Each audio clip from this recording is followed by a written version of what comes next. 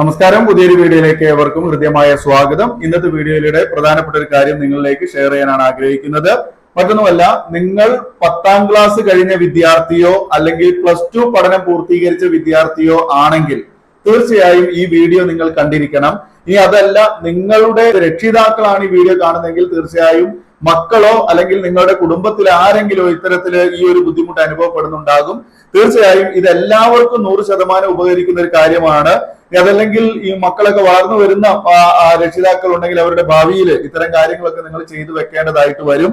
അപ്പൊ എന്തായാലും ഉപരിപഠനത്തിന് തയ്യാറെടുക്കുന്ന അല്ലെങ്കിൽ മുകൾ ക്ലാസ്സിലേക്ക്, ഉയർന്ന ക്ലാസ്സിലേക്കൊക്കെ പോവാൻ വേണ്ടി 10ാം ക്ലാസ് കഴിഞ്ഞിട്ട് +1 അഡ്മിഷൻ കാത്തിരിക്കുന്നവരോ അല്ലെങ്കിൽ +2 കഴിഞ്ഞ് ഡിഗ്രിക്കോ അല്ലെങ്കിൽ മറ്റേതെങ്കിലും പ്രൊഫഷണൽ കോഴ്സ് ചെയ്യുന്നതിന് വേണ്ടിയിട്ടോ അല്ലെങ്കിൽ നമ്മുടെ ഡിപ്ലോമ കോഴ്സ് ചെയ്യുന്നതിന് വേണ്ടിയോ പോളിടെക്നിക്കിൽ പോകുന്നതിന് വേണ്ടിയോ അല്ലെങ്കിൽ ഗവൺമെന്റ് കോളേജിൽ അഡ്മിഷൻ എടുക്കുന്നതിന് വേണ്ടിയോ മറ്റ് സ്റ്റേറ്റുകളിലേക്ക് കോഴ്സുകൾ ചെയ്യാൻ വേണ്ടി അഡ്മിഷൻ കാത്തിരിക്കുന്നവരൊക്കെ ആണെങ്കിൽ തീർച്ചയായും ഈ പറയുന്ന കാര്യം 100% നിങ്ങൾക്ക് ഉപകരിക്കുന്നതാണ്.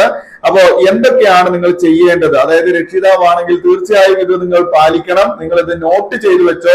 ഈ വീഡിയോ നിങ്ങൾക്ക് സേവ് ചെയ്തു വെച്ചാൽ ഭാവിയിൽ മറ്റാർക്കെങ്കിലും ഉപകരിക്കും. അതുകൊണ്ട് നിങ്ങൾക്ക് അവർക്ക് ഷെയർ ചെയ്യാൻ സാധിക്കും. അതുപോലെ തന്നെ വീഡിയോ ഇഷ്ടപ്പെടുകയാണെങ്കിൽ ഇപ്പോൾ തന്നെ ഒരു ലൈക്ക് ചെയ്യുക. അതുപോലെ ആദ്യമായി കാണുന്നവരുണ്ടെങ്കിൽ ഇത്തരത്തിലുള്ള പുതിയ അപ്ഡേറ്റുകൾ ലഭിക്കാൻ വേണ്ടി നമ്മുടെ ചാനൽ ഒന്ന് സബ്സ്ക്രൈബ് ചെയ്യുക. തൊട്ടടുത്തുള്ള ബെൽ ബട്ടൺ ഓൾ എന്ന് എനേബിൾ ചെയ്ത് വെക്കുക. ഒന്നാമത്തെ കാര്യം, കുട്ടിക്ക് ആധാർ ഉണ്ടല്ലോ. അതായത് പഠിച്ചുകൊണ്ടിരിക്കുന്ന കുട്ടിക്ക് ഒരു ആധാർ ഉണ്ടായിരിക്കും. ആ ആധാർ എന്തായിരിക്കും? മൈനർ ആധാർ ആയിരിക്കും. അത് നിങ്ങൾ പുതുക്കേണ്ട സമയമായിട്ടുണ്ട് എന്നുള്ളതാണ് ഒന്നാമത്തെ കാര്യം.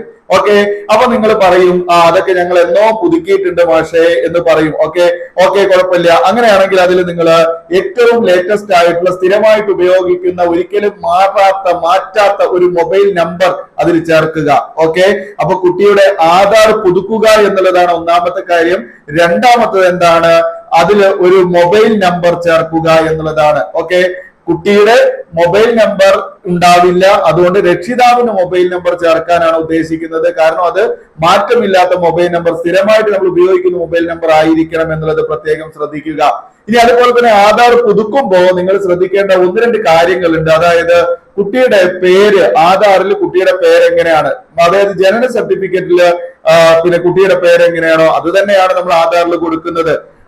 അതേപോലെ തന്നെ നിങ്ങളുടെ പേരും ശ്രദ്ധിക്കേണ്ടതുണ്ട്. രക്ഷിതാവിന്റെ പേര്, ഫാദർ അല്ലെങ്കിൽ മദർ, അവരുടെ രക്ഷിതാവിന്റെ പേര്, ഫാദറിന്റെ പേരിന്റെ കൂടെ ഇനീഷ്യലി എക്സ്പാൻഷൻ ഉണ്ടെങ്കിൽ, അതായത് ഇപ്പോ വലിച്ചു നീട്ടിയിട്ട് ഇപ്പൊ നമ്മളിപ്പോ പി എന്ന് പറഞ്ഞാൽ പുന്നശ്ശേരി, അത് നമ്മൾ അങ്ങനെ എഴുതണം. അങ്ങനെ എഴുതിയിട്ടുണ്ടെങ്കിൽ അപ്പോ വെറും ആധാറിന്റെ രക്ഷിതാവിന്റെ പേരിന്റെ കൂടെ പി എന്ന് എഴുതുന്നതിന് പകരമായിട്ട് പുന്നശ്ശേരി എന്ന അദ്ദേഹത്തിന്റെ മറ്റേതെങ്കിലും രേഖയിൽ ഉണ്ടെങ്കിൽ അതുപോലെ തന്നെ നിങ്ങൾ കുട്ടിയിലും കൊണ്ടുവരാൻ ശ്രമിക്കുക. അതായത് നിങ്ങളുടെ പേര് രക്ഷിതാവിന്റെ പേരായിട്ട് കുട്ടിയിൽ ആധാറിൽ കൊടുക്കുന്നുണ്ടെങ്കിൽ അതിൽ അങ്ങനെ വരുത്താൻ നിങ്ങൾ നോക്കണം. കാരണം അത് ഭാവിയിൽ വലിയ ബുദ്ധിമുട്ടുണ്ടാക്കുന്നതാണ്.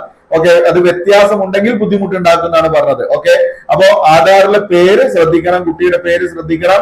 കുട്ടിയുടെ പേരിന്റെ കൂടെ ഇനീഷ്യൽ ഉണ്ടെങ്കിൽ അത് കൊടുക്കണം. അത് കൊടുക്കാതിരിക്കാൻ മറക്കരുത്. അതുപോലെ കുട്ടിയുടെ ഡേറ്റ് ഓഫ് ബർത്ത് കൃത്യമായിട്ട് രേഖപ്പെടുത്തിയിട്ടുണ്ട് എന്ന് ഉറപ്പുവരുത്താൻ തെറ്റരുത്. ഓക്കെ, ഡേറ്റ് ഓഫ് ബർത്ത്, അതായത് ഡേറ്റ്, മാസം, അതുപോലെ തന്നെ വർഷം കൃത്യമായിട്ട് രേഖപ്പെടുത്തിയിട്ടുണ്ടെന്ന് ഉറപ്പുവരുത്തുക. അതിലെ അഡ്രസ്സ്, ആ അഡ്രസ്സിന്റെ ഭാഗത്താണ് നമ്മൾ ഈ സൺ ഓഫ് അല്ലെങ്കിൽ ഡോട്ടർ ഓഫ് എന്നൊക്കെ പറഞ്ഞ് നമ്മൾ കൊടുക്കുക. അപ്പൊ നമ്മുടെ പേരുണ്ടായിരിക്കും. നമ്മുടെ പേര് നമ്മുടെ SSLC ബുക്കിൽ ചിലപ്പോൾ നമ്മുടെ പേരിന്റെ കൂടെ ഇനീഷ്യൽ എക്സ്പാൻഷൻ കൊടുത്തിട്ടുണ്ടായിരിക്കും, അല്ലെങ്കിൽ ജസ്റ്റ് ഇനീഷ്യൽ മാത്രമായിട്ടുണ്ടായിരിക്കും. ചിലപ്പോൾ ഇനീഷ്യൽ ഉണ്ടാവില്ല. പക്ഷെ നമ്മുടെ ആധാറിൽ ചിലപ്പോൾ നമ്മുടെ പേര് വേറെ എന്തെങ്കിലുമൊക്കെ ആയിരിക്കും. അത് ഈ പറഞ്ഞ രൂപത്തിൽ എന്തെങ്കിലും കൂട്ടിച്ചേർത്തിട്ടോ കൂട്ടാതെയൊക്കെ ഉണ്ടായിരിക്കും. അപ്പൊ അങ്ങനെ അത് ക്ലിയർ ചെയ്യേണ്ടതുണ്ട്. അപ്പൊ നിങ്ങളുടെ ആധാറിൽ തെറ്റുണ്ടെങ്കിൽ അതും തിരുത്തണം. ഓക്കെ, അത് പ്രത്യേകം ശ്രദ്ധിക്കുക. ഓക്കെ, അപ്പോ ആധാറിൽ കുട്ടിയുടെ പേര് ക്ലിയർ ആണെന്ന് ശ്രദ്ധിക്കുക, ജനന തീയതി ക്ലിയർ ആണെന്ന് ശ്രദ്ധിക്കുക, അഡ്രസ് ക്ലിയർ ആണെന്ന് ശ്രദ്ധിക്കുക. അതുപോലെ തന്നെ അത് തിരുത്താൻ ഉണ്ടെങ്കിൽ ആവശ്യമായ തിരുത്തലുകൾ ഇപ്പൊ തന്നെ തിരുത്തി വെച്ചോളൂ എന്നാണ് ഉദ്ദേശിച്ചത്. പിന്നെ മറ്റൊരു കാര്യം എന്ന് പറയുന്നത് വരുമാന സർട്ടിഫിക്കറ്റ്. ഓക്കെ, നിങ്ങൾ കുട്ടിയുടെ അഡ്മിഷനുമായി ബന്ധപ്പെട്ട് നിങ്ങൾ ക്രീമീലിയർ സർട്ടിഫിക്കറ്റ് അല്ലെങ്കിൽ വരുമാന സർട്ടിഫിക്കറ്റ്, അതായത് ഇൻകം സർട്ടിഫിക്കറ്റ്, ജാതി സർട്ടിഫിക്കറ്റ്, കമ്മ്യൂണിറ്റി സർട്ടിഫിക്കറ്റ്, ജനന certificate, pan card, bank account, ഇതൊക്കെ ആവശ്യമുള്ളവരായിരിക്കും ഇനി ഭാവിയിൽ. ഓക്കെ, അപ്പൊ ഇതൊക്കെ ഈ കുട്ടിയുടെ പഠനവുമായി ബന്ധപ്പെട്ട് ഇതൊക്കെ ആവശ്യമുണ്ട്. കാരണം കുട്ടിക്ക് പലതരത്തിലുള്ള സ്കോളർഷിപ്പുകളും കാര്യങ്ങളൊക്കെ കൃത്യമായിട്ട് ലഭ്യമാകണം എന്നുണ്ടെങ്കിൽ ഇത് ഓൾറെഡി നമ്മൾ തയ്യാറാക്കി വെക്കുന്നത് നല്ലതാണ്. കാരണം അഡ്മിഷൻ സമയം കഴിഞ്ഞാൽ പിന്നെ കുട്ടിക്ക് അഡ്മിഷൻ എടുത്ത് ക്ലാസ് തുടങ്ങി കഴിഞ്ഞാൽ ഇതിന്റെ ഒക്കെ ആവശ്യങ്ങൾ വരും. അപ്പൊ ഇതിന് പിന്നാലെ നടക്കുക എന്ന് പറയുന്നത് വലിയ പ്രയാസമുള്ള കാര്യമാണ്. അതുകൊണ്ട് ഈ വെക്കേഷൻ സമയത്ത് ഇത് കൃത്യമായിട്ട് അങ്ങോട്ട് ചെയ്തു വെച്ചാൽ ബുദ്ധിമുട്ടുണ്ടാവില്ല. ഓക്കെ, പിന്നെ ഈ വരുമാന സർട്ടിഫിക്കറ്റും അതുപോലെ തന്നെ പിന്നെ ജാതി സർട്ടിഫിക്കറ്റ് ഒക്കെ നമുക്ക് കുട്ടിയുടെ അഡ്മിഷനുമായി ബന്ധപ്പെട്ട ആവശ്യങ്ങൾക്കാണ് വേണ്ടി വരിക. അത് നിങ്ങൾ ആ സമയത്ത് എടുത്താലും മതി, കുഴപ്പമൊന്നുമില്ല. അത് വേഗത്തിൽ കിട്ടുന്നതാണ്. വരുമാന സർട്ടിഫിക്കറ്റ്, അതായത് നമ്മുടെ ഇൻകം തെളിയിക്കുന്നതിനുള്ള, വരുമാനം തെളിയിക്കുന്ന, രക്ഷിതാവിന്റെ വരുമാനം തെളിയിക്കുന്നതിനുള്ള സർട്ടിഫിക്കറ്റ്, കുട്ടി ഏത് ജാതിയിൽ പെടുന്നു എന്നുള്ളത് കാണിക്കുന്ന ജാതി സർട്ടിഫിക്കറ്റ്, പിന്നെ ജനന സർട്ടിഫിക്കറ്റ് വാങ്ങിയിട്ടില്ലെങ്കിൽ അത് വാങ്ങണം, നിർബന്ധമാണ്. പിന്നെ പാൻ കാർഡ് ആവശ്യമുള്ളിടത്ത് അത് ഉപയോഗിക്കാൻ പാൻ കാർഡ് വേണ്ടി വരും. പിന്നെ ബാങ്ക് അക്കൗണ്ട്, അതായത് കുട്ടിക്കൊക്കെ നമ്മൾ അക്കൗണ്ട് ഓപ്പൺ ചെയ്യുമ്പോൾ കുട്ടിയുടെ സ്കോളർഷിപ്പ് പോലുള്ള കാര്യങ്ങളൊക്കെ ഫണ്ടൊക്കെ കിട്ടാൻ വേണ്ടിയിട്ട് നമ്മൾ എന്ത് ചെയ്യേണ്ടി വരും? നമ്മൾ അക്കൗണ്ട് ഓപ്പൺ ചെയ്യേണ്ടി വരും. അപ്പൊ ബാങ്ക് അക്കൗണ്ട് ഓപ്പൺ ചെയ്യണമെന്നുണ്ടെങ്കിൽ ആധാർ വേണം, അതുപോലെ തന്നെ പാൻ കാർഡ് വേണം, അല്ലെ? പിന്നെ ഇതെല്ലാം കൂടെ ലിങ്ക് ചെയ്തിട്ടുള്ള പിന്നെ മൊബൈൽ നമ്പർ വേണം. ഇത് മൂന്നും കൂടെ ലിങ്ക് ചെയ്യണം. ഇങ്ങനെയുള്ള കുറെ കാര്യങ്ങളൊക്കെ ഉണ്ട്. ഇതൊക്കെ കൃത്യമായിട്ട് ചെയ്തു വെച്ചോളൂ. അപ്പോ അത് ഓർമ്മയിൽ വെക്കുക. അതുപോലെ തന്നെ കുട്ടികൾക്ക് താല്പര്യമുള്ള വിഷയം, പഠന വിഷയം, ഭാവിയിൽ അവർക്ക് ഏതാണ് ആവശ്യമുള്ളത് അത് ലഭ്യമാകുന്ന സ്കൂളുകൾ അല്ലെങ്കിൽ കോളേജുകൾ ഏതൊക്കെയാണെന്ന് വേഗത്തിൽ കണ്ടെത്തിയിട്ട് അതൊരു ലിസ്റ്റ് ഉണ്ടാക്കി വെക്കുക. ഇപ്പൊ 10ാം ക്ലാസ് കഴിഞ്ഞ് നിൽക്കുന്ന കുട്ടിയാണെന്നുണ്ടെങ്കിൽ ആ കുട്ടിക്ക് ഭാവിയിൽ ആ കുട്ടി +1 ഏത് കോഴ്സാണ് അറ്റൻഡ് ചെയ്യാൻ പോകുന്നത്? ഇപ്പൊ സയൻസ് ആണെങ്കിൽ സയൻസില് പിന്നെ ബയോളജി സയൻസ് ആണോ അല്ലെങ്കിൽ കമ്പ്യൂട്ടർ സയൻസ് ആണോ? അങ്ങനെയാണെങ്കിൽ അത് ലഭ്യമാകുന്ന സ്കൂളുകൾ ഏതൊക്കെയാണ്? ഏറ്റവും നിയറസ്റ്റ് ആയിട്ടുള്ള സ്കൂളിൽ ഈ കാര്യം ഉണ്ടോ? അതുപോലെ തന്നെ മറ്റേതെങ്കിലും ഹ്യൂമാനിറ്റീസോ കൊമേഴ്സോ അങ്ങനെയാണെങ്കിൽ അതിൽ ഏതൊക്കെ പിന്നെ സബ്ജക്ട് കോമ്പിനേഷൻസ് ആണ് വരുന്നത്? നിയറസ്റ്റ് ആയിട്ടുള്ള സ്കൂളുകളിൽ ഇതൊക്കെ ലഭ്യമാകുന്നുണ്ടോ? അല്ലെങ്കിൽ ഏത് സ്കൂളിലാണ് അത് ലഭ്യമാകുക? സ്കൂളിന്റെ സ്റ്റാറ്റസ് ഇതെല്ലാം നമ്മൾ പഠിച്ചു വെക്കുന്നത് നല്ലതാണ്. ഇതൊക്കെ ഒന്ന് റെഡിയാക്കി വെക്കുന്നത് നല്ലതാണ്.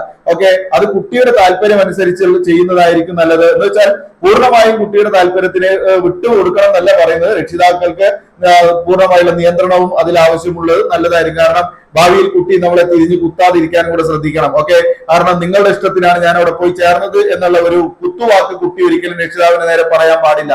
ഓക്കെ, അപ്പൊ കുട്ടികൾക്ക് താല്പര്യമുള്ള പഠന വിഷയം ലഭ്യമായിട്ടുള്ള സ്കൂളുകൾ അല്ലെങ്കിൽ കോളേജുകൾ അത് കണ്ടെത്തിയിട്ട് അതിന്റെ ലിസ്റ്റ് തയ്യാറാക്കുക. അപ്പൊ ഇതിനു വേണ്ടി ഇപ്പൊ നമ്മൾ വേറെ ഒരു സ്കൂളിൽ പോയി അന്വേഷിക്കേണ്ട ആവശ്യമൊന്നുമില്ല.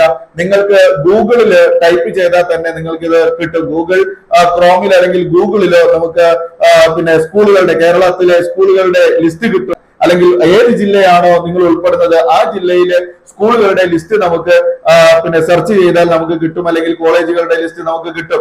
അതിൽ ഏതാണ് ഗവൺമെന്റ്, ഏതാണ് പിന്നെ അർദ്ധ ഗവൺമെന്റ്, അതുപോലെ തന്നെ സ്വാശ്രയം ഏതാണ്, അതായത് സെൽഫ് ഫിനാൻസ് ഏതാണ്, ഇതൊക്കെ നമുക്ക് കണ്ടെത്താൻ സാധിക്കും. ഓക്കെ, അപ്പൊ ഇങ്ങനെയുള്ള കാര്യങ്ങളൊക്കെ ഒന്ന് ശ്രദ്ധിക്കുക. ഇത് വളരെ പ്രധാനപ്പെട്ട ഒരു ഇൻഫോർമേഷൻ ആണ്. പലരും ഇത് അറിയുന്നവരുണ്ടാവും. അറിയുന്നവരാണെങ്കിൽ നിങ്ങൾ ഇത് നെഗ്ലക്ട് ചെയ്യുക. അതുപോലെ തന്നെ അറിയാത്തവരുണ്ടെങ്കിൽ തീർച്ചയായിട്ടും ഇത്തരം കാര്യങ്ങളൊക്കെ ഒന്ന് നോട്ട് ചെയ്ത് വെക്കുക.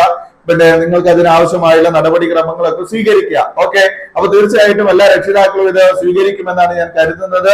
ഈ വീഡിയോ നിങ്ങൾക്ക് ഇഷ്ടപ്പെടുകയാണെങ്കിൽ ലൈക്ക് ചെയ്യാൻ മറക്കരുത്. അതുപോലെ തന്നെ ഷെയർ ചെയ്യാനും മറക്കരുത്.